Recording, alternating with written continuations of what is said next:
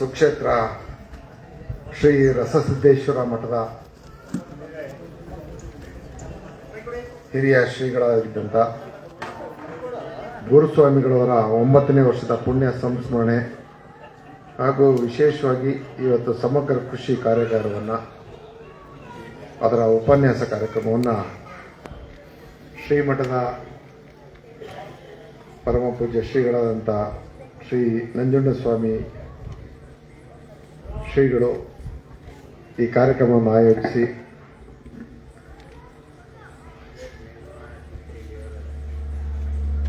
ಈ ಒಂದು ಕಾರ್ಯಕ್ರಮದಲ್ಲಿ ಭಾಗಿಯಾಗಲಿಕ್ಕೆ ಮತ್ತು ಆಶೀರ್ವಾದ ನೀಡಲಿಕ್ಕೆ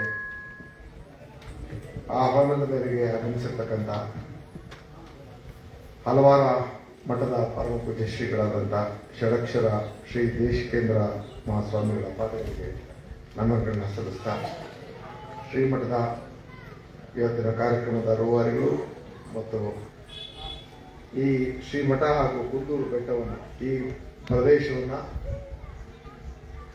ತಮ್ಮ ಕಣ್ಣಾಲಿಗಳಲ್ಲಿ ಮತ್ತು ತಮ್ಮ ಮನದಲ್ಲಿ ಹೃದಯ ತಮ್ಮ ಕಾರ್ಯದಲ್ಲಿ ಸದಾ ಜವಾಬ್ದಾರಿಯಿಂದ ನೋಡ್ಕೊಳ್ತಾ ಇರ್ತಕ್ಕಂಥ ಪರಮ ಪೂಜ್ಯ ಶ್ರೀಗಳಾದಂಥ ನಂಜುಂಡಸ್ವಾಮಿಗಳ ಪಾದಗಳಿಗೆ ನಮನಗಳನ್ನು ಸಲ್ಲಿಸಿ ದೇವಪಟ್ಟಣದ ಶ್ರೀಮಠದ ಶ್ರೀ ಶ್ರೀ ಶ್ರೀ ಶಾಂತ ಮಲ್ಲಿಕಾರ್ಜುನ ಸ್ವಾಮಿಗಳಿಗೂ ನಮ್ಮ ನಮನಗಳನ್ನು ಸಲ್ಲಿಸಿ ಶ್ರೀಮಠದ ಶ್ರೀ ಕಿರಿಯ ಶ್ರೀಗಳಾದಂಥ ರುದ್ರ ಮಹಾಂತೇಶ ಕಿರಿಯ ಶ್ರೀಗಳಿಗೆ ನಮನಗಳನ್ನು ಸಲ್ಲಿಸಿ ಇವತ್ತಿನ ವೇದಿಕೆಯಲ್ಲಿ ನಮ್ಮ ಜಿಲ್ಲಾಧಿಕಾರಿಗಳು ಸದಾ ಹಸನ್ಮುಖಿ ಹಾಗೂ ಜಿಲ್ಲೆಯ ನಾಡಿ ಮಿಡಿತವನ್ನು ಅರಿತು ಸರ್ವಾಂಗೀಣ ಅಭಿವೃದ್ಧಿಗೆ ಮತ್ತು ಆಡಳಿತದ ಚುರುಕನ್ನ ಮುಗಿಸಿ ಇಡೀ ಜಿಲ್ಲೆಯನ್ನ ಸುಸೂತ್ರವಾಗಿ ನಡೆಸಿರ್ತಕ್ಕಂಥ ಶ್ರೀ ಕುಮಾರ್ ಅವರೇ, ನಾನು ಬರೋದಕ್ಕೂ ಮೊದಲೇ ಕೃಷಿ ವಿಶ್ವವಿದ್ಯಾಲಯದ ನಿವೃತ್ತ ಸಹ ಪ್ರಾಧ್ಯಾಪಕರಾದಂಥ ವೆಂಕಟೇಶ್ ಅವರು ಮಾತಾಡಿದ್ರು. ನಾನು ಬಂದಾಗ ಕೇಳಬೇಕಿತ್ತು, ತಡವತ್ತರಿಂದ ಕೇಳೋಕ್ಕಾಗಿಲ್ಲ. ಹಾಗೂ ಈಗ ಶ್ರೀಗಳು ಹೊಗಳ್ತಾ ಇದ್ರು ನಮ್ಮ JSS ಸಂಸ್ಥೆಯ ಒಂದು ಜಯಂತ್ಯೋತ್ಸವ ಕಾರ್ಯಕ್ರಮದಲ್ಲಿ ಅದ್ದೂರಿಯಾಗಿ ಮಳವಳ್ಳಿಯಲ್ಲಿ ನಡೆಸ್ಕೊಟ್ರಿ ಅಂತ. ಅದನ್ನು ನಡೆಸೋದಕ್ಕೆ ನಾವು ಮನಸ್ಸು ಮಾಡ್ಬೋದು, ಆದರೆ ಅದರ ಜವಾಬ್ದಾರಿ ಹೊತ್ಕೋತಾರೆ. ಆ ಜವಾಬ್ದಾರಿ ಹೊತ್ಕೊಂಡಾಗ ಅದನ್ನ ಅರ್ಥಪೂರ್ಣವಾಗಿ ಈ ಎಲ್ಲ ಚೆನ್ನಾಗಿರುತ್ತೆ. ಈ ಮಠಕ್ಕೆ ಬಂದಿದ್ರು, ಎಲ್ಲರೂ ಬಂದಿದ್ರು, ವಾಪಸ್ ಹೋಗ್ಬೇಕಾರೆ ಊಟ ಚೆನ್ನಾಗಿತ್ತು ಅಂತಾರೆ. ಹಂಗೆ ಪ್ರಸಾದದ ಬಗ್ಗೆ ಮಾತಾಡೋದ್ಬೇಕಾದ್ರೆ ಅಲ್ಲಿ ಕೂತಾನೆ ನಮ್ಮ ನನಗೆ ಇಡೀ 7 ದಿನದ ಜವಾಬ್ದಾರಿಯನ್ನ ಹೊತ್ತಂತ ಎಲ್ಲರ ಒಂದು ದಾಹವನ್ನ ಮತ್ತು ಶ್ರೀಮಠದ ಕಾರ್ಯಕ್ಕೆ ಮೆರುಗನ್ನ ಕೊಟ್ಟಂತವನು ಅಲ್ಲಿ. ನಾವು ಜವಾಬ್ದಾರಿ ಹೊತ್ತಿರ್ಬೋದು, ಆದರೆ ನಿಜವಾದಂತ ಒಂದು ಸಣ್ಣ ತಪ್ಪು ಆಗದೆ ಇರೋಂಥ ರೀತಿಯಲ್ಲಿ ರುಚಿನಲ್ಲೇ ಆಗಲಿ ಅಥವಾ ಬಡಿಸೋದ್ರಲ್ಲೇ ಆಗಲಿ ಅಥವಾ ಕೊರತೆ ಆಯ್ತು ಅನ್ನೋದಕ್ಕೂ ಅವಕಾಶ ಆಗ್ತಿದ್ದಂಗೆ ಅವನನ್ನ ಕಾವಲು ಕಾಯಕ್ಕೆ ಅಂತ ನಮ್ಮ ನಂಜುಂಡ ಸ್ವಾಮಿಗಳಿದ್ರು. ನಂಜುಂಡ ಸ್ವಾಮಿಗಳು ಕೆಲಸ ಇಲ್ದಂಗೆ ಮಾಡುವ, ಆದ್ರೆ ನಂಜುಂಡ ಸ್ವಾಮಿಗಳು ಮಾತ್ರ 24 ಗಂಟೆ ಕಣ್ಣಲ್ಲಿ ಕಣ್ಣಿಟ್ಕೊಂಡು ಒಂದು ವಾರನೂ ಕೂಡ ಆ ಒಂದು ಜವಾಬ್ದಾರಿನಲ್ಲಿ ಅವರು ವೇದಿಕೆ ಕಡೆ ಬರಲೇ ಇಲ್ಲ. ಸುತ್ತೂರು ಬುದ್ಧಿಯವರು 2-3 ಸಾರಿ ಹೇಳ್ ಕಳಿಸಿದ್ರು ವೇದಿಕೆ ತಕ್ಕರಿ ಅಂತವರು ಗೊತ್ತಿರ್ತಾರೆ. ಅವರೆಲ್ಲ ದಾಸೋಹದತ್ತಾನೆ ಅವರು ಮತ್ತೆ ನಮ್ಮ ದೇವಪಟ್ಟ ಸ್ವಾಮಿಗಳು ಎಲ್ಲೂ ಇದ್ದಾರೆ ಅಂತಾರೆ ದಾಸೋಹದಲ್ಲಿ ಅವರಪ್ಪ ಅಂತ. ಆ ರೀತಿ ಕಾರ್ಯ ನಡೀತು. ಈಗ ತಾನೇ ಸಾವಯವ ಕೃಷಿಕರು ಅಂತ ಮಾತಾಡಿನವ್ರು ಮಾತಾಡಿದ್ರು. ನಮ್ಮ ಶಿವಣ್ಣ ಬೆಕ್ಕೆರೆಯವರು ಸಾವಯವ ಕೃಷಿಕ ಅಂದ್ರೆ ನಾವು ಚಿಕ್ಕದ್ರಲ್ಲಿರ್ಬೇಕಾದ್ರೆ ಗೌರಮ್ಮ ಅಂತ ಕೆಂಪುಳ ನೋಡ್ತಿದ್ವು, ಈ ಕಣ್ಣು ಕನ್ನಡ. ಎರೋಳ ಅಂತಂದ್ರೆ ಹಿಡ್ಕೊಂಡು ಆಟ ಆಡ್ತಿದ್ವಿ, ಎರೋಳನು ಕನ್ನಡ. ಆ ಎರೆಹುಳುನ ವೃದ್ಧಿ ಮಾಡಿ ರೈತರಿಗೆ ನೀಡ್ತಾ ಇರ್ತಕ್ಕಂಥ ಸಾಧಕ ಯಾರು ಇದ್ರೆ ಈ ಶಿವಣ್ಣ. ಅವ್ರನ್ನೂ ಇವತ್ತು ಕರ್ತಿರ್ತಕ್ಕಂಥ ನನಗೆ ಶ್ರೀಮಠದ ಬಗ್ಗೆ ಇನ್ನಷ್ಟು ಗೌರವ ಹೆಚ್ಚಲಿಕ್ಕೆ ಇವತ್ತಿನ ಸನ್ಮಾನಕ್ಕೆ ಪಾತ್ರರಾದವರು ಈ ಒಂದು ಕೃಷಿ ಬಗ್ಗೆ, ಸಮಗ್ರ ಕೃಷಿ ಬಗ್ಗೆ ಕಾರ್ಯಾಗಾರ ನಡೆಸಿರ್ತಕ್ಕಂಥದ್ದು ಶ್ರೀಮಠಕ್ಕೆ ಒಂದು ಕಳಶಪ್ರಾಯ ಅನ್ನೋದನ್ನ ನಾನು ಸಂದರ್ಭದಲ್ಲಿ ಹೇಳಿಕೆ. ಇಂಥ ಸಂದರ್ಭದಲ್ಲಿ ನಾವು ಮಾತಾಡೋದಕ್ಕಿಂತ ಕೆಲವೊಂದು ವಿಚಾರಗಳನ್ನು ನಿಮ್ಮ ಜೊತೆ ಹಂಚಿಕೊಳ್ಳೋದು ಸೂಕ್ತ ಅನ್ನೋದು ನನ್ನ ಭಾವನೆ. ಇಲ್ಲಿ ಎಲ್ಲ ಶರಣೆಯರು ಶ್ರೀಗಳ ಆಹ್ವಾನದ ಮೇರೆಗೆ ಇಲ್ಲಿ ಆಗಮಿಸಿದಿರಿ. ನಾನು ಇದೇ ಬಿಜೆಪಿ ಹೋಬಳಿಯವರು. ಹಲವಾರು ಮಠದ ಬುದ್ಧಿಯವರು ಸ್ವಲ್ಪ ನಮಗೆ ಜಾಸ್ತಿ ಮೊದಲಿಂದ ನಮಗೆ ಆತ್ಮೀಯತೆ. ನನಗೂ ನನ್ನ ತಮ್ಮನಿಗೂ ಸ್ವಲ್ಪ ಅದೇನೋ ಮೋಡಿ ಮಾಡ್ಬಿಟ್ಟವ್ರು, ನಮ್ಮ ಹಿಡಿದಾಕ್ಬಿಟ್ಟವ್ರೆ. ಹಾಗಾಗಿ ನಾವು ಅವ್ರಿಗೆ ಶರಣು, ಆ ಪೀಠಕ್ಕೆ ಆ ಮಠಕ್ಕೆ ಶರಣು. ಸೊ ಈ ಬಿಜೆಪುರ ಹೋಬಳಿನಲ್ಲಿ ನಾನು ಹಿಂದೆ ನನಗೆ ನಿಜವಾಗ್ಲೂ ರಾಜಕೀಯವಾಗಿ ಮಾರ್ಗದರ್ಶನ ಕೊಟ್ಟಂತವರು ರಾಘವೇಂದ್ರ ರಂಜನ್ ಸ್ವಾಮಿ ಅವರು.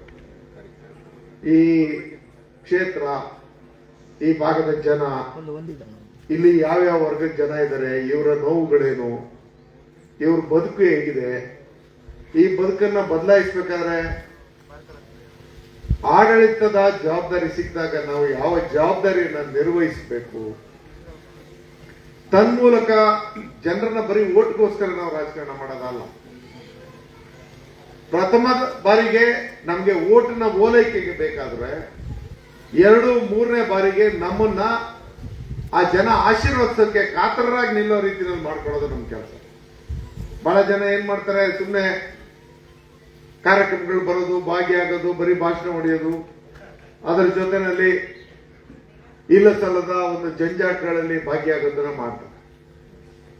ನಾನು ಇದರಿಂದ ಹೊರತಾಗಿರ್ಬೇಕು ಅನ್ನುವಂತ ವಿಚಾರವನ್ನ ನನಗೆ ಉಪನ್ಯಾಸ ಆಗಿತ್ತು. ಆ ಉಪನ್ಯಾಸದಲ್ಲಿ ನಾನು ಕಲ್ತದ್ದೇನಪ್ಪ ಅಂದ್ರೆ, ಬರಡು ಭೂಮಿ ಯಾವುದು, ನಮ್ಮ ರೈತ ಬಂಧುಗಳಿಗೆ ಏನು ಅವಶ್ಯಕತೆ ಇದೆ, ನಮ್ಮ ಜನರ ಜೀವನವನ್ನ ಬದಲಾಯಿಸಬೇಕಾದ್ರೆ. ಈಗ ಆಯ್ತು, ನಾನು ಒಂದು ಮನೆಗೆ ಒಂದು 50,000 ಕೊಟ್ಬಿಡ್ಬೋದು, ಪ್ರಯೋಜನ ಏನ್ ಬಂತು? 1 ತಿಂಗಳು 2 ತಿಂಗಳು ಪುನಃ ಅದೇ ಕಷ್ಟದಲ್ಲಿ ಅವ್ರು ಇರ್ತಾರೆ. ಆ ಸಾವಿರಗಳನ್ನ ಸಂಪಾದನೆ ಮಾಡ್ತಕ್ಕಂಥ, ಆ ಮನೆಯಲ್ಲಿ ಜ್ಞಾನದ ಅರಿವಿನ ಜೊತೆಯಲ್ಲಿ ವಿದ್ಯೆಯನ್ನು ಪಡೆದು ಉದ್ಯೋಗಕ್ಕೆ ಸೇರಿ ಈ ನಾಡಿಗೆ, ಆ ಮನೆಗೆ, ಎರಡಕ್ಕೂ ಕೂಡ ನೆಮ್ಮದಿಯನ್ನು ನೀಡ್ತಕ್ಕಂಥ ವಾತಾವರಣ, ಇವುಗಳಲ್ಲಿ ನಮ್ಮ ಪಾಲ್ದಾರಿಕೆ ಇರೋದು ಸರಿ ಅಲ್ವಾ?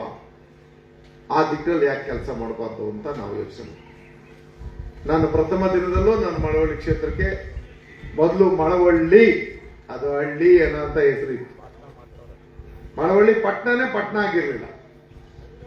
ಇವತ್ತು ಯಾರು ಬೇಕಾದ್ರೂ ಇಲ್ಲಿ ಕುಳಿತು ಮಾತಾಡ್ತಿರೋ ಮಳವಳ್ಳಿ ನೋಡಿದ್ರೆ ಅವತ್ತು ಜನತಾ ಹೋಟ್ಲು, ಗುರುಪ್ರಸಾದ್ ಹೋಟ್ಲು ಬಿಟ್ರೆ ಒಂದು ನಾನ್ ವೆಜ್ ಒಂದು ಎಂತ ರಮೇಶ್ ಬಿಟ್ರಿ ಹೋಟ್ಲು, ಇದು ಬಿಟ್ರೆ ಮಳವಳ್ಳಿಲಿ ಏನೂ ಇರಲಿಲ್ಲ. ಒಂದು ಮಾವೇರ ಇದು ಟಾಕೀಸ್, ಅಲ್ಲೋದ್ರೆ ಸಿನಿಮಾ ನೋಡಕ್ ಮಾವೇರ ಟಾಕೀಸು, ಇಲ್ಲ ಅಂದ್ರೆ ಹೋಟ್ಲು ತಿನ್ನಕ್ಕೆ ಇವು.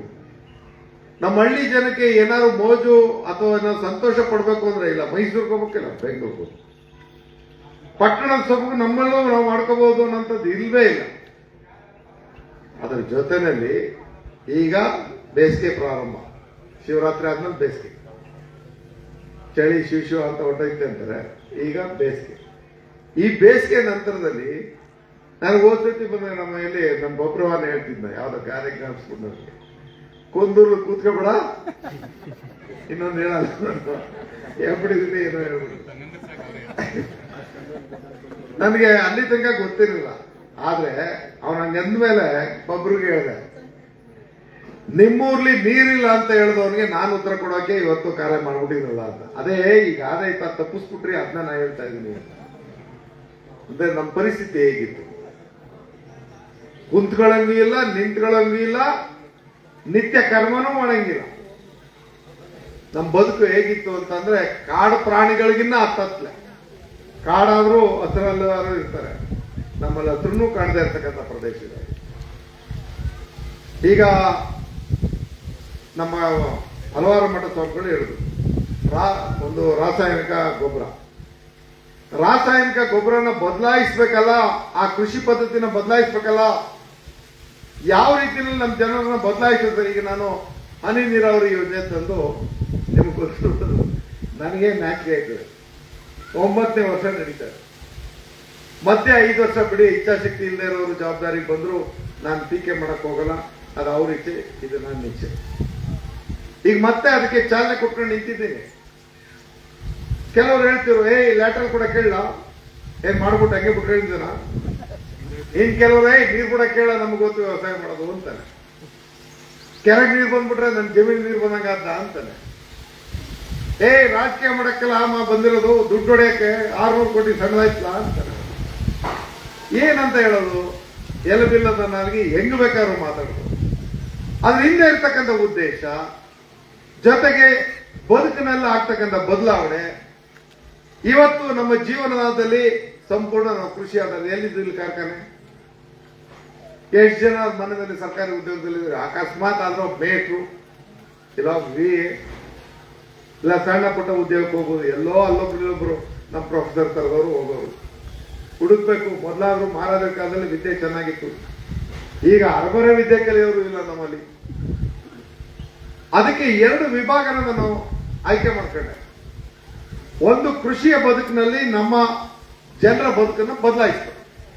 ಇನ್ನೊಂದು ಶಿಕ್ಷಣದಲ್ಲಿ ಖಾಸಗಿ ಶಿಕ್ಷಣ ಸಂಸ್ಥೆಗಿಂತನೂ ನನ್ನ ಸರ್ಕಾರಿ ಶಾಲೆ ಉತ್ತಮವಾಗಿರ್ಬೇಕು. ಈ 2 ಕೊಡುಗೆನ ಕೊಡೋಣ. ನಾವು ಎಷ್ಟು ದಿವಸ ಬದುಕ್ತೀವೋ, ಹೆಂಗಿರ್ತೀವೋ, ಇದು ಯಾವುದು ಶಾಶ್ವತ ಅಲ್ಲ. ಆದ್ರೆ ನಮ್ಮ ಸಾಧನೆ ಮಾತ್ರ ಶಾಶ್ವತವಾಗಿರೋದು ಮಾಡ್ಬೇಕಲ್ಲ. ಇದಕ್ಕೇನು ಕೊರತೆ ಇಲ್ವಲ್ಲ. ಅದಕ್ಕೋಸ್ಕರ ಇವತ್ತು ಇಲ್ಲಿರ್ತಕ್ಕಂಥ ತಾಯಂದ್ರೂ ಕೇಳ್ತೀನಿ, ಮನೆ ಕೆಲಸ ಮುಗಿಸಿ ಒಂದು ದಿನಕ್ಕೆ ಒಂದ್ಸರಾರು ನಿಮ್ಮೂರ್ ಸ್ಕೂಲ್ ಹೋಗಿ ನೋಡ್ಕೋಬೇಕು. ಬದಲಾವಣೆ ತಂದಿದ್ದೀನಿ. ನಿಮಗ್ ಗೊತ್ತಿಲ್ಲ, ನಿಮ್ಮ ಮಕ್ಕಳನ್ನ ಯಾವ್ದೋ ಒಂದು ಕಾನ್ವೆಂಟ್ಗೆ ಟೈ ಹಾಕ್ಬಿಟ್ಟು ಬೂಟ್ ಹಾಕ್ಬಿಟ್ಟು ಯೂನಿಫಾರ್ಮ್ ಹಾಕಿ ಕಳಿಸ್ತಾ ಇದ್ದೀನಿ. ಅಲ್ಲಿ ಉತ್ತಮವಾದ ಶಿಕ್ಷಕರಿಲ್ಲ, ಆದ್ರೆ ಇಲ್ಲಿ ಗುಣಮಟ್ಟದ ಶಿಕ್ಷಕರು ಇದ್ದಾರೆ. ಆಧುನಿಕ ತಂತ್ರಜ್ಞಾನದ ಡಿಜಿಟಲ್ ಶಿಕ್ಷಣದ ವ್ಯವಸ್ಥೆಯನ್ನ ಸರ್ಕಾರಿ ಶಾಲೆಯಲ್ಲಿ ಮಾಡಿದ್ದಾರೆ. ಇದನ್ನ ಇನ್ನೂ ಒಂದು ಹಂತ ಮುಂದುವರೆ. ಏನು? ಡಿಜಿಟಲೀಕರಣದ ಜೊತೆನಲ್ಲೇ ಮಲ್ಟಿಮೀಡಿಯಾ ಸೆಂಟರ್. ಇಲ್ಲಿರೋರ್ಲಿ 100ಕ್ಕೆ 99% ಮಲ್ಟಿಮೀಡಿಯಾ ಸೆಂಟರ್ ಬಗ್ಗೆ ಗೊತ್ತಿಲ್ಲ. ಯಾಕೆ ಅಂತಂದ್ರೆ ಅದರಲ್ಲಿ ಇಡೀ ಪಠ್ಯ ಲೋಡ್ ಆಗಿರುತ್ತೆ. ವಿಡಿಯೋ ನೋಡ್ತೀವಲ್ಲ, ನಾವು ಟಿವಿ ನೋಡ್ತೀವಲ್ಲ, ನೀವೆಲ್ಲ ಸೀರಿಯಲ್ ನೋಡ್ತೀರಿ, ಮಕ್ಕಳೇನ್ ನೋಡ್ತಾರೆ, ಪಠ್ಯನ ನೋಡ್ತಾರೆ, ಬೋಧನೆ ನೋಡ್ತಾರೆ. ಸಂಪೂರ್ಣವಾಗಿ ಕೆಲವೊಂದು ಮೇಷ್ಟ್ರು ಸರಿ ಇರಲ್ಲ, ಸರಿಯಾಗಿ ಪಾಠ ಮಾಡಕ್ ಬರಲ್ಲ. ಆದ್ರೆ ಇಲ್ಲಿ ಹಂಗಿಲ್ಲ, ಎಲ್ರಿಗೂ ಒಂದೇ ತರನಾದಂತ ಶಿಕ್ಷಣ. ಮತ್ತೆ ಒಂದು 3-4 ತಿಂಗಳಿಗೆ ಆ ಸಿಲೆಬಸ್ ಕಂಪ್ಲೀಟ್ ಆಗಿ ಹೋಗ್ತದೆ. ಇನ್ನೂ 2 ಬಾರಿ ರಿಪೀಟ್ ಮಾಡ್ಕೊಳಕ್ ಅವಕಾಶ ಆಗ್ತದೆ. ಮಕ್ಕಳು ತಮ್ಮ ಜ್ಞಾನವನ್ನ ವೃದ್ಧಿಸ್ಕೊಳ್ಳೋದ್ರ ಜೊತೆಗೆ ಅತಿ ಹೆಚ್ಚಿನ ಅಂಕಗಳನ್ನ ಪಡೆಯೋದಕ್ಕೆ ಪೂರಕವಾದಂತ ವ್ಯವಸ್ಥೆಯನ್ನು ಇವತ್ತು ಮಳವಳ್ಳಿಯಲ್ಲಿ ಮಾಡಿದ್ದೇನೆ. ಇಡೀ ರಾಜ್ಯದಲ್ಲಿ ಎಲ್ಲೂ ನಡೆದಿಲ್ಲ ಇದು. ನಾನು ಜಂಬ ಕೇಳಕ್ಕೆ ನಾನು ಬಂದು ಕೂತಿಲ್ಲ ಇಲ್ಲಿ. ಇದರ ಜೊತೆನಲ್ಲೇ ಇವತ್ತು ನಮ್ಮ ಹನಿ ನೀರಾವರಿ ಇದನ್ನೊಂದು ಹೇಳ್ಬಿಟ್ಟು ನಾನು ಮಾತು ಮುಗಿಸ್ತೀನಿ. ಇನ್ನೊಂದ್ಸರಿ ಬಂದಾಗ ನಾನು ಮಾತಾಡ್ತೀನಿ. ಅದರ ದೊಡ್ಡದಾಗಿ ಒಂದು ಕಾರ್ಯಕ್ರಮ ಮಾಡ್ತಾ ಇದ್ರೆ ಎಲ್ಲ ಶ್ರೀಗಳಿಗೂ ನಾನು ಈ ವೇದಿಕೆ ಮುಖಾಂತರ ಒಂದು ಬೇಡಿಕೆ ಇಡ್ತೀನಿ. ಈಗ ನಾವು ಮಾತಾಡಿದ್ರೆ ರಾಜಕಾರಣ ಅಂತಾರೆ. ಈಗ ನೀವೇ ಆ ಇಲಾಖೆಯವ್ರನ್ನು ಕಳಿಸ್ಕೊಡ್ತೀನಿ, ನೀರಾವರಿಯವ್ರನ್ನು ಕಳಿಸ್ಕೊಡ್ತೀನಿ, ನಮ್ಮ ಕೃಷಿ ಇಲಾಖೆ ಮತ್ತು ನಮ್ಮ ತೋಟಗಾರಿಕೆ ಇಲಾಖೆ ಮತ್ತು ಫ್ಲಾರಿಕಲ್ಚರ್ ಅವರು ಹೂವಿನ ಬಗ್ಗೆ ಹೇಳ್ತಕ್ಕಂಥವ್ರು ಮತ್ತೆ ಕೈಗಾರಿಕೆ ಇಲಾಖೆಯವ್ರನ್ನು ಸೇರಿಸಿ ಕಳಿಸ್ಕೊಡ್ತೀನಿ. ಯಾಕೆ ಅಂತಂದ್ರೆ ಈಗ ನಾನು ಹೇಳ್ತಕ್ಕಂಥ ವಿಚಾರ ಒಂದೊಂದಾಗಿ ನಿಮ್ಗೆ ಮನನ ಮಾಡಿ ನಿಮ್ ಮುಖಾಂತರ ಎಲ್ಲ ಶ್ರೀಗಳು ನಿಮ್ದೇ ವೇದಿಕೆ, ನಾವು ಯಾರು ಬರೋದಿಲ್ಲ, ಕೂತ್ಕೊಳ್ಳೋದೇ ಬೇಡ. ನಿಮ್ಗೆ ರಾಜಕೀಯ ಇಲ್ವಲ್ಲ, ನಾವೆಲ್ಲ ಒಂದೇ ತಾನೆ, ನಿಮ್ಗೆ ಯಾರು ಬಂದ್ರು ಒಂದೇ. ಹಾಗಾಗಿ ಈ ಕಾರ್ಯ ಏನು, ಇದರಿಂದ ಲಾಭ ಏನು, ನಮ್ಮ ಪ್ರದೇಶ ಯಾವ ರೀತಿ ಅಭಿವೃದ್ಧಿ ಕಾಣುತ್ತೆ ಅನ್ನೋದನ್ನ ಎಲ್ಲ ಶ್ರೀಗಳ ಸೇರ್ಕೊಂಡು ನೀವು ದಾಸೋಹ ಮಾಡ್ದಂಗೆ ಇದು ನಿಜವಾದ ದಾಸೋಹ. ಇದು ಜಾಗೃತ ದಾಸೋಹ ಜೊತೆಗೆ ನಿಜವಾದ, ಯಾಕಂದ್ರೆ ಇವ್ರು ಬೆಳೀತಾರಲ್ಲ, ಈಗ ಬೆಳೀತಿಲ್ಲ. ಈಗ ಬೆಳೆಯೋದು ಅಲ್ಲೊಂದು ಇಲ್ಲೊಂದು ಬೆಳೀತಿರ್ಬೋದು. ಬೋರ್ವೆಲ್ ಅಲ್ಲಿ ನೀರು ಬಂದ್ರೆ ಖುಷಿ ಕೊಟ್ಟದ್ದೇನ ಏನ್ರವ? ಅರ್ಶಿನ, ಕುಂಕುಮ, ತೆಂಗಿನಕಾಯಿ, ಹಣ್ಣು, ಬೆಳೆದೆಲೆ ಎಲ್ಲ ತಕೊಂಡೋಗಿ ಅದಕ್ಕೆ ಪೂಜೆ ಮಾಡೋದು ನಿಜ ತಾನೆ? ಬೋರ್ವೆಲ್ ನೀರು ಬಂದಾಗ ಪೂಜೆ ಮಾಡಿದಾರಲ್ವಾ? ಈಗ ನಾನು ಹೇಳ್ತಿದ್ದೀನಿ, ನಿಮ್ ಬೋರ್ವೆಲ್ಗಳ ಅವಶ್ಯಕತೆ ಇಲ್ಲ. ನಿಮ್ಗೆ ಯಾರ್ದು ಬೋರ್ವೆಲ್ಗಳ ಅವಶ್ಯಕತೆ, ನೀವು ಅಲ್ಲಿಗೆಲ್ಲ ಪಂಪ್ ಸೆಟ್ ಹಾಕೊಂಡಿದ್ರಲ್ಲ, ಎಲೆಕ್ಟ್ರಿಸಿಟಿ ಕನೆಕ್ಷನ್, ಅದು ಬೇಕಾಗಿಲ್ಲ. ಸ್ವಿಚ್ ಹಾಕಕ್ ಹೋಗ್ಬೇಕು, ತಾಳೆಯಲ್ಲಿ ಕರೆಂಟ್ ಬಂದದೆ ಅಂತ ನೋಡ್ಬೇಕಾದಂತ ಪರಿಸ್ಥಿತಿ ಇಲ್ಲ. ಚಿರತ ಕಾಟಕ್ಕೆಲ್ಲ ಮಧ್ಯರಾತ್ರಿ ಹೆಂಗ್ಲ ಹೋಗೋದು ನಾವು ಅನ್ನೋಂಗಿಲ್ಲ. ಈ ಚಿರತೆಗಳು ಜಾಸ್ತಿ, ಸಂತತಿ ಜಾಸ್ತಿ ಇರ್ತವೆ. ಅದಕ್ಕೆ ಇವಾಗ ಪ್ರಶ್ನೆಗಳು ನಮ್ಗೆ ಜಾಸ್ತಿ. ಅಲ್ಲಿ ಚಿರತೆ ಬಂದಿತ್ತು, ಇಲ್ಲಿ ಚಿರತೆ ಬಂದಿತ್ತು, ಇದ್ದಕ್ಕಿದ್ದಾಗೆ ಸಂತತಿ ಜಾಸ್ತಿ ಆಯ್ತದೆ. ಯಾವ ಊರ್ಲಿ ಅಂತ ನಿಲ್ಸಕ್ಕಂಥದ್ದನ್ನ ಅದು ಓಡಾಟ ಜಾಸ್ತಿ ಆಗಿದೆ. ಅದ್ರ ಜೊತೆ ಅದನ್ನ ಬಿಟ್ಬಿಡೋ ಸೈಡ್ಗೆ. ಇದು ಅಲ್ಲದೆ ಈ ನೀರಾವರಿ ವ್ಯವಸ್ಥೆ ಏನು, ಹನಿ ನೀರಾವರಿಯ ಉದ್ದೇಶ ಏನು? ಇಡೀ ಕಾವೇರಿ ನದಿ ಪಾತ್ರದಲ್ಲಿ ನೀರಾವರಿಯ ವ್ಯವಸ್ಥೆ ಇರ್ತಕ್ಕಂಥದ್ದು ಎಲ್ಲರೂ ನೋಡಿದ್ದೀವಿ. ಹನಿ ನೀರಾವರಿ ವ್ಯವಸ್ಥೆ ಕಾವೇರಿ ಬಯಲಿನಲ್ಲಿ ಇಲ್ಲ. ಇದೇ ಪ್ರಪ್ರಥಮ. ಆ ಹನಿ ನೀರಾವರಿ ವ್ಯವಸ್ಥೆ ನಾನು ಪಡೆಯೋದಕ್ಕೂ ಮೊದಲೇ ಈ ಕಾವೇರಿ ನದಿ ಭಾಗದಲ್ಲಿ ಹೊಸ ಯೋಜನೆಯನ್ನ ನಾವು ತೆಗೆದುಕೊಳ್ಳಕ್ಕೆ ಅವಕಾಶವೇ ಇಲ್ಲ ಕಾನೂನು ಪ್ರಕಾರ. ಆದ್ರೆ ಇದನ್ನ ಪಡ್ಕೋಬೇಕಾದ್ರೆ ಕಾವೇರಿ ನದಿನಲ್ಲಿ ನೀರಾವರಿಗೆ ಹಂಚಿಕೆ ಆದಂತ ನೀರಿನಲ್ಲಿ ಎಷ್ಟು ಇನ್ನೂ ನಮಗೆ ದಕ್ಕಿದೆ ಅಥವಾ ನಮ್ಗೆ ಇನ್ನೂ ಉಳಿತಾಯ ಆಗಿದೆ ಅನ್ನೋದನ್ನ ದಾಖಲೆ ಸಮೇತ ಕಂಡುಹಿಡಿಯಬೇಕಾಗಿತ್ತು. ಒಬ್ಬ ಪುಣ್ಯಾತ್ಮ ಎಕ್ಸಿಕ್ಯೂಟಿವ್ ಇಂಜಿನಿಯರ್ ದೇವಾನಂದ್ ಅನ್ನೋನ್ಗೆ ನಾನು ಫಸ್ಟ್ ಸಾರಿ ನಾನು MLA ಮಂತ್ರಿ ಆದಾಗ ಅವನಿಗೆ ಜವಾಬ್ದಾರಿ ಕೊಟ್ಟೆ. ನೋಡಪ್ಪ, ಇಡೀ ಕಾವೇರಿ ನದಿ ಪಾತ್ರದಲ್ಲಿ ಈ ನಗರೀಕರಣ ಆಗ್ತಾ ಇದೆ, ಅಂದ್ರೆ ಪಟ್ಟಣ ಬೆಳೀತಾ ಇದೆ. ಅಲ್ಲಿ ಈ ವ್ಯವಸಾಯ ಭೂಮಿನ ಈ ಮನೆಗಳು ಕಟ್ಟೋದಕ್ಕೂ ಕೈಗಾರಿಕೆ ಸ್ಥಾಪಿಸೋದಕ್ಕೂ ಏನೋ ಬಳಸ್ಕೊಂಡವ್ರೆ. ಅದು ಎಷ್ಟು ಎಕರೆ ಬದಲಾಗದೆ ಅನ್ನೋ ಪ್ರತಿ ಜಿಲ್ಲೆಯಲ್ಲಿ ಮಾಹಿತಿ ತಗೊಂಡೆ. ಮತ್ತೆ KIDBಗೆ ಹೋಗ್ಬಿಟ್ಟು ಎಷ್ಟು ಊರುಗಳಲ್ಲಿ ಕೈಗಾರಿಕಾ ಪ್ರದೇಶಗಳನ್ನ ನಮ್ಮ ಕೃಷಿ ಪ್ರದೇಶದಲ್ಲಿ ಅಭಿವೃದ್ಧಿ ಪಡಿಸೋರು ಅದರ ದಾಖಲಾತಿ ತಗೊಂಡೆ. ಈ ಎಲ್ಲ ದಾಖಲಾತಿಗಳನ್ನ ತಗೊಂಡ್ಮೇಲೆ ನಾನು ಮೂಲ ಇಲಾಖೆ ನೀರಾವರಿ ಇಲಾಖೆನಲ್ಲಿ ಹಳೆ ಏತ ನೀರಾವರಿಗಳು ಕೆಟ್ಟು ನಿಂತೋಗಿರೋ, ಸಣ್ಣ ನೀರಾವರಿನಲ್ಲಿ ಕೆಟ್ಟು ನಿಂತೋಗಿರೋ ಇವುಗಳ ಬಗ್ಗೆ ಮಾಹಿತಿ ತೆಗೆದು ಬರೀ ನಗರೀಕರಣ ಅಥವಾ ಕೃಷಿ ಭೂಮಿಯನ್ನ ಮನೆ ಕಟ್ಟಿಸ್ಕೊಂಬಂತದಕ್ಕೆ ಉಪಯೋಗಿಸಿರೋದ್ರಲ್ಲಿ ಕೈಗಾರಿಕೆನಲ್ಲಿ ಇದು ಮಾಡಿದಾಗ 13,000 ಎಕರೆ ನೀರಾವರಿ ಪ್ರದೇಶ ಇವತ್ತು ಭೂ ಬದಲಾವಣೆ ಆಗಿದೆ ಅನ್ನೋದು ದಾಖಲೆ. ಅದ್ರ ಜೊತೆನಲ್ಲೇ ಈಗ ನಾನು ಇನ್ನೊಂದು ಹೇಳಿದೆ, ಏತ ನೀರಾವರಿ ಯೋಜನೆಗಳು ಕೆಟ್ಟು ನಿಂತಿದ್ದು ಅಂದ್ರೆ ಡಿಫೆಕ್ಟ್ ಆಗಿರ್ತಕ್ಕಂಥ ಯೋಜನೆಗಳು ಯಾವುದು ಅವ್ರು ಪಟ್ಟಿ ಮಾಡಿದ್ರು. ಅದರಲ್ಲೂ 2,500 ಎಕರೆ 13 15 16,000 ಎಕರೆ ಅಷ್ಟು ನಮಗೆ ನೀರಿನ ಬಳಕೆ ಮಾಡೋದಕ್ಕೆ ದಾಖಲೆ ಸಿಕ್ತು. ಯಾಕೆಂದ್ರೆ ನಮಗೆ ತಮಿಳುನಾಡು, ಪಾಂಡಿಚೇರಿ, ಕೇರಳ ಎಲ್ಲ ವ್ಯಾಜ್ಯದಲ್ಲಿ ಇದಾವೆ. ನಾವು ನೇರವಾಗಿ ಕಾವೇರಿ ನೀರು ನಮ್ಮ ಇಷ್ಟ ಬಂದ ಭಯ ಬಳಸ್ಕೊಳಂಗಿಲ್ಲ. ಇಲ್ಲಿ ಯಾರೋ ತೀಟೆ ಮಾಡ್ಕೊಂಡು ನೀರು ಬಿಡ್ಲ ಅಂತನಲ್ಲ, ಅವನು ಗೊತ್ತಿಲ್ಲ. ಇದು ನಮಗ್ ಗೊತ್ತಿಲ್ಲ, ಎಲ್ಲ ವ್ಯವಸಾಯ ಮಾಡೋದು ಅಂತ ಹೇಳ್ತಾನೆ, ಅವನು ಗೊತ್ತಿಲ್ಲ ಇದು ಹೆಂಗ್ ಬಂತು ಯೋಜನೆ ಅಂತ.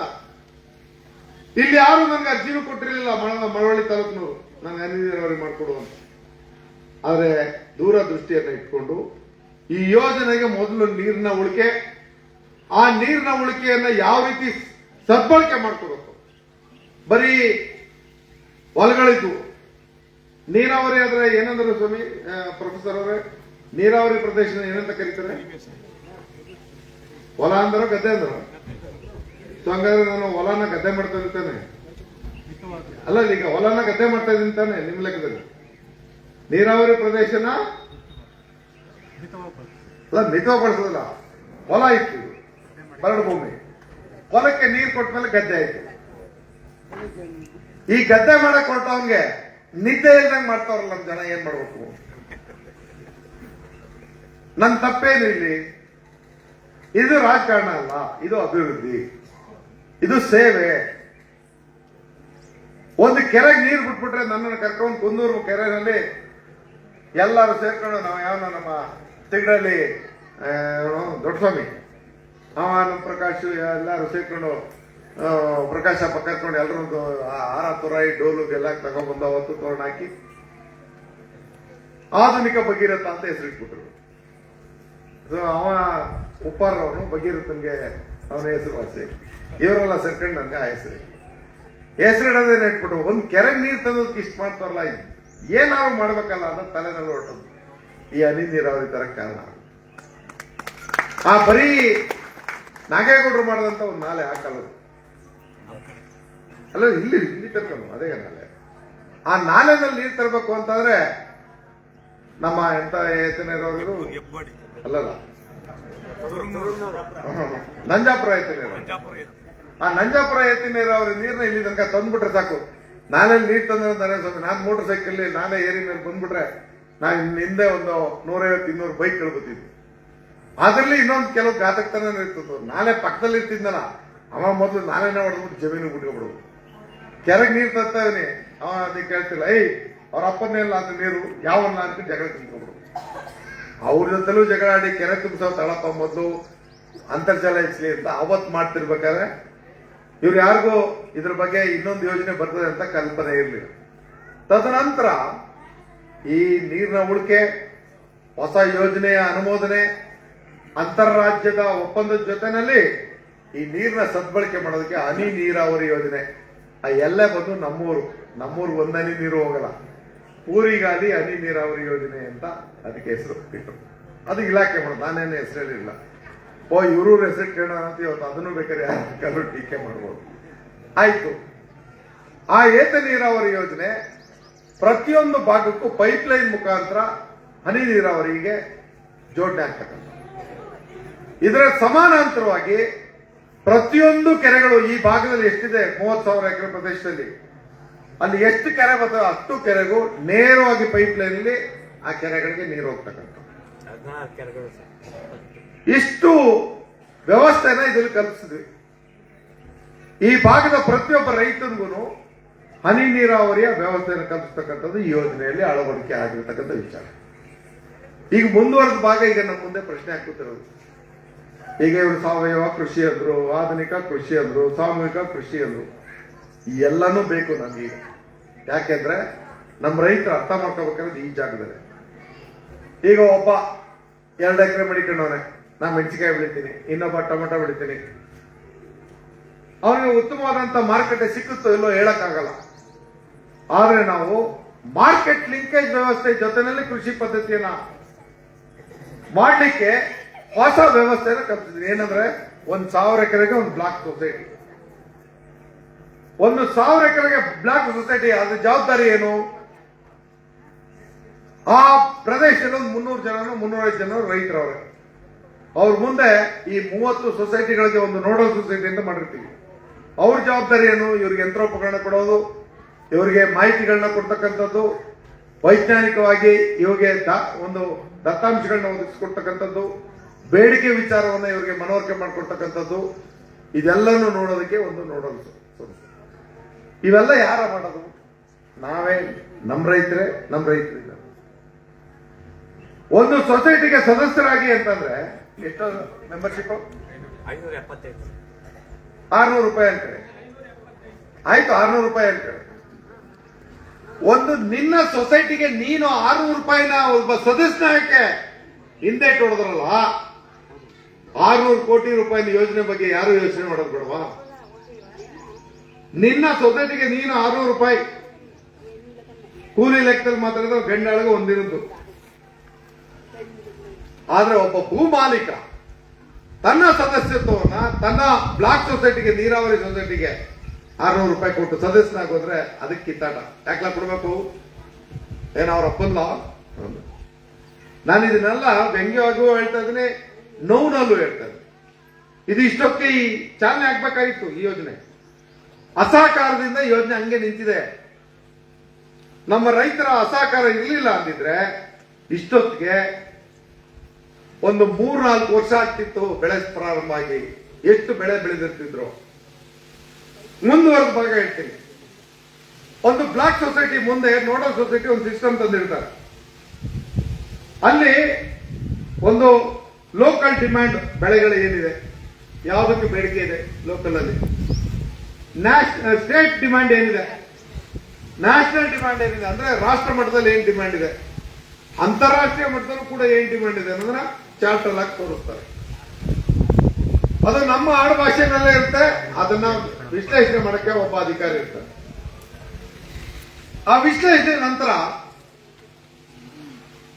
ನಮ್ಮ ರೈತರು ಈ ಬೆಳೆ ಬೆಳೆದ್ಬಿಡ್ಬೇಕಲ್ಲ ಅಂತಾನೆ ಒಬ್ಬ, ಇಲಾಖೆ ಅದು ಬೆಳೆಯವ ಅಂತಾನೆ. ಒಬ್ಬಂದು 3 ತಿಂಗಳು ಬೆಳೆ ಅಂತಾನೆ, ಇನ್ನೊಬ್ಬ 5 ತಿಂಗಳು ಬೆಳೆ ಅಂತಾನೆ, ಇನ್ನೊಬ್ಬ 10 ತಿಂಗಳು ಬೆಳೆ ಅಂತಾನೆ. ಮೊದಲನೇದು ಅವಧಿನ ನಿಗದಿಪಡಿಸೋದಕ್ಕೆ ಚಾರ್ಟ್ ಅಲ್ಲಿ ಬರುತ್ತೆ. ಅಲ್ಲೇ ಹೋಗಿ ಓಟ್ ಹಾಕೋದು ಸಿಸ್ಟಮ್ ಇರುತ್ತದೆ, ಬಟನ್ ಹೋಗ್ತದೆ. ಮೆಜಾರಿಟಿ ಡಿಸಿಷನ್ ಎಲ್ಲರೂ ಒಪ್ಕೋಬೇಕು. ಇದನ್ನೇ ಮೊದಲನೇ ಅಗ್ರಿಮೆಂಟ್ ಕೊಡ್ಬೇಕು ಅಂತ ಹೇಳ್ತಾ ಇರೋದು. ಅದನ್ನ ರಾಜಕೀಕರಣಗೊಳಿಸ್ಬಿಟ್ರು. ನರೇಂದ್ರ ಸ್ವಾಮಿ ಇದನ್ನೆಲ್ಲ ಹಿಡ್ಕೊಂಡು ನಾಳಕ್ಕೆ ತಾನು ತನ್ನ ಹೆಸರು ಬರ್ಸ್ಕೊಳಕ್ ಮಾಡೋನ ಕಣ್ಣ, ಎಚ್ಚರಿಕೆ ಆಗಿರಿ ಬುಡ ಮಕ್ಕಳ, ನೀವು ಎಚ್ಚರಿಕೆ ಆಗಿರಿ ಅಂತ ಎದುರಿಸ್ಬಿಟ್ರು. ನಾ ಅಗ್ರಿಮೆಂಟ್ ಕೊಡಲ್ಲಪ್ಪ, ಯಾರು ಕೊಡ್ತಿದ್ದಾನೆ ಅಗ್ರಿಮೆಂಟ್? ಆ ರೈತ ಅವನ ಸೊಸೈಟಿಗೆ ಅವನೇ ಕೊಟ್ಕೊಳ್ಳೋದು, ಇನ್ಯಾರಿಗೂ ಕೊಡ್ತಿಲ್ಲ ಇದನ್ನ. ಆದ್ರೆ ಅದನ್ನ ಅನುಮಾನಕ್ಕೆ ಎಡೆಮಾಡ್ಕೊಟ್ರು. ಯಾಕೆ ನಾವು ಅಗ್ರಿಮೆಂಟ್ ಕೊಡ್ಬೇಕು? ಈಗ ಬಹುಮತದ ನಿರ್ಣಯ ಒಪ್ಕೊಳ್ತೀನಿ ಇಲ್ಲ ಅನ್ನೋದಕ್ಕೆ ಈ ಒಂದು ಅಫಿಡವಿಟ್ ಇಲ್ಲದೆ ಮೇಲೆ ಯಾರು ಅದಕ್ಕೆ ಬದಲಾಗ್ತಾನೆ? ಅದನ್ನ ನಾವು ಜಾರಿ ಕೊಟ್ವಿ. ಈಗ ಎಲ್ಲರೂ ಒಪ್ಕೋತಾವ್ರೆ. ಪ್ರಾರಂಭದಲ್ಲಿ ಸ್ವಲ್ಪ ಅಪ್ಗ್ರೇಡ್ ಆಗೋರು ಈಗ. ಅದಾದ್ಮೇಲೆ ಯಾವ ಬೆಳೆ ಬೆಳಿಬೇಕು? ಒಬ್ಬ 5 ತಿಂಗಳ ಬೆಳೆ ನಾನು ಈ ತರಕಾರಿ ಬೆಳಿಬೇಕು ಅಂತಾನೆ, ಅಥವಾ ನಾನು ಈ ತರ ಧಾನ್ಯದ ಬೆಳೆ ಬೆಳಿಬೇಕು ಅಂತಾನೆ. ಅದಕ್ಕೂ ಬಹುಮತದ ನಿರ್ಣಯ ಮಾಡೋದು. ಹಾಗೆ ಈ ಬೆಳೆನ ಮೊದಲನೇ ದಿನಾನು ಕೊಂಡ್ಕೊಳ್ಳಕ್ಕೆ ಆನ್ಲೈನ್ ಬರ್ತಾರೆ. ಅಂದ್ರೆ ಆ ಸಿಸ್ಟಮ್ ಮುಖಾಂತರ ನೀವು ಈ ತರ ಕೃಷಿ ಪದ್ಧತಿನಲ್ಲಿ ನಿರ್ದಿಷ್ಟವಾದ ಬೆಳೆ ಬೆಳೆಯೋದ್ರಿಂದ ನಿಮ್ ಬೆಳೆನ ನಾವು ಕೊಂಡ್ಕೊತೀವಿ ಅಂತ ಬರ್ತಾರೆ. ಅದಕ್ಕೂ ಬಹುಮತದ ನಿರ್ಣಯ. ಇವತ್ತೇ ಮಾರವ ಕೊನೆಗೆ ಮಾರವ ಅಂತ.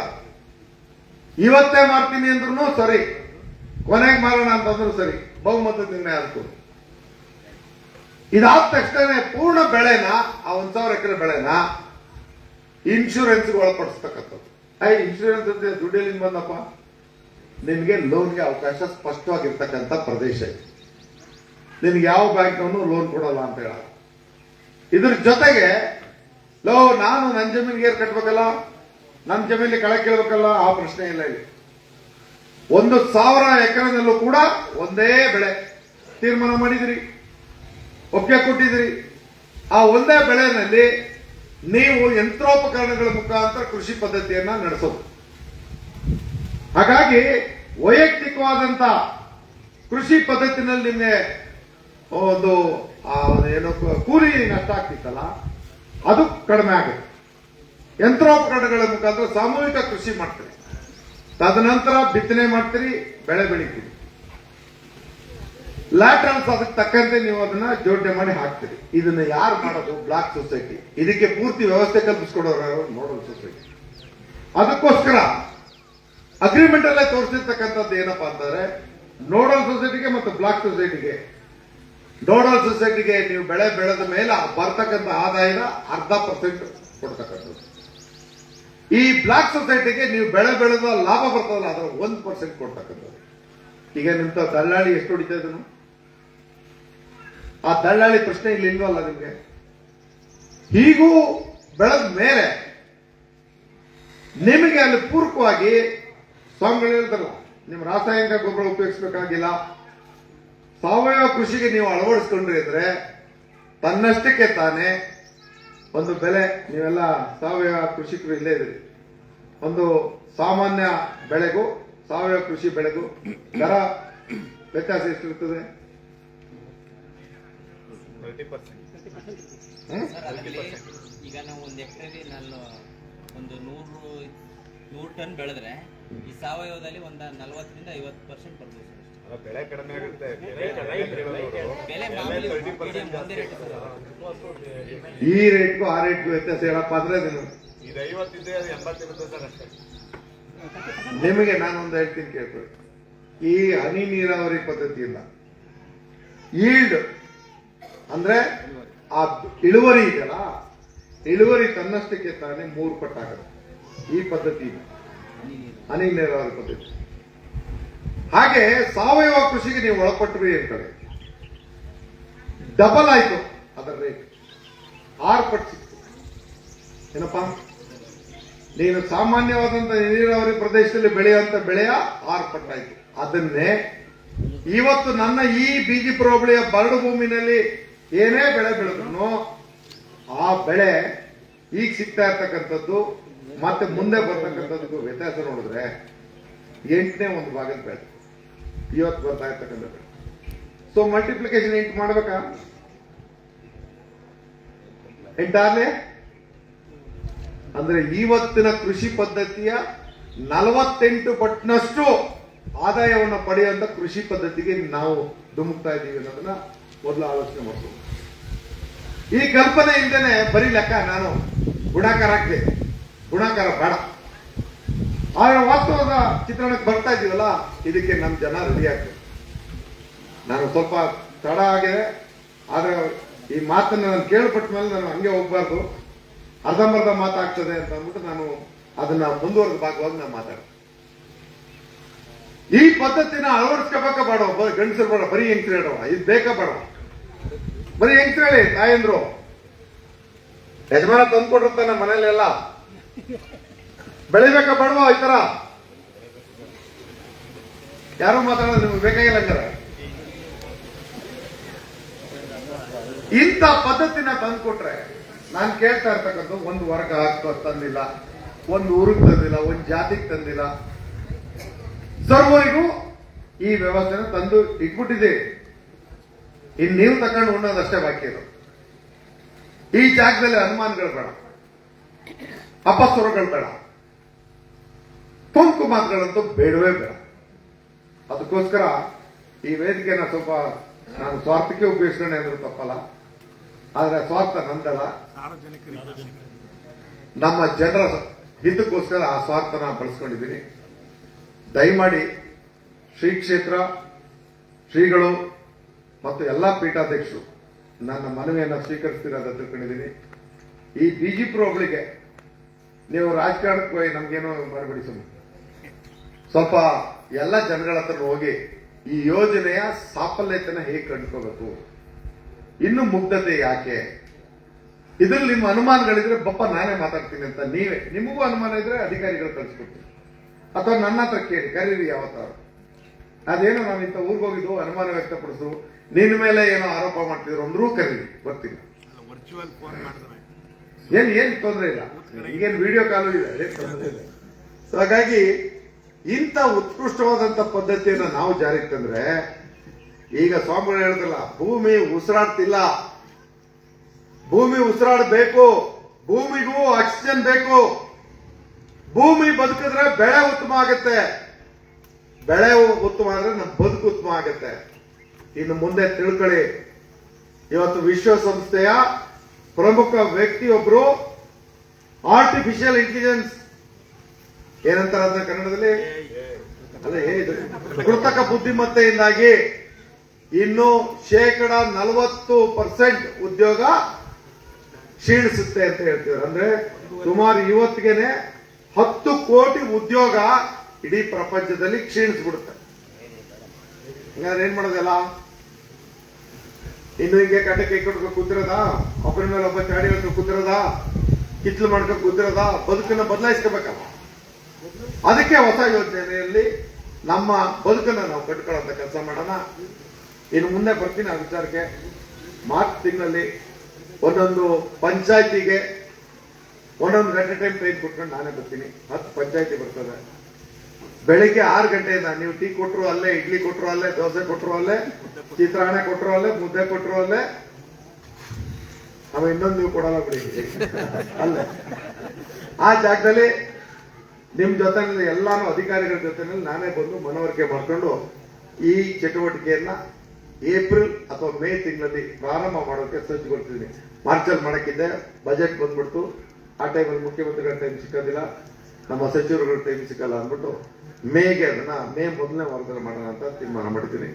ಅಷ್ಟರಲ್ಲಿ ನಮ್ಮ ಶ್ರೀಗಳು ಎಲ್ಲರೂ ತಮ್ಮ ಆಶೀರ್ವಾದ, ಶ್ರೀಗಳು ಸ್ವಲ್ಪ ಈ ವಿಚಾರದಲ್ಲಿ ಎಲ್ಲರೂ ನೀವೇ ಜೊತೆಯಾಗಿ, ಹಲವಾರು ನಮ್ಮ ರೈತ ಮುಖಂಡರು ಎಲ್ಲ ವರ್ಗದವ್ರನ್ನು ಜೊತೆ ಕೂರಿಸ್ಕೊಂಡು ನೀವೇನ್ ಖರ್ಚು ಹಾಕಿ ಯಾರು ಬೇಕಾದ್ರೂ ಗೊತ್ತಾರೆ, ನೀವೇ ಅವ್ರಿಗೆ ಒಳಿತನ್ನ ಬಯಸುವಂತವ್ರು, ಮಾರ್ಗದರ್ಶನ ನೀಡಿ ಆಶೀರ್ವಚನ ನೀಡಿ ಅಂತ ಹೇಳ್ಕೊಂಡು, ಈ ಸಂದರ್ಭದಲ್ಲಿ ನನಗೆ ಬೇರೆ ಒತ್ತಡದ ಕಾರ್ಯಕ್ರಮ ಇದ್ರೂ ಕೂಡ ಇಲ್ಲಿ ಮೊಕ್ಕಗಳು ನೋಡ ಎಲ್ಲ ನಮ್ಮ ಸುತ್ತಮುತ್ತಲವ್ರೆ, ಸ್ವಲ್ಪ ಕೆಲವರು ಒಂದು ಕಾಲ್ಭಾಗ ಜನ ಅನುಮಾನದಲ್ಲಿದ್ದವರೇ ಇದ್ರು.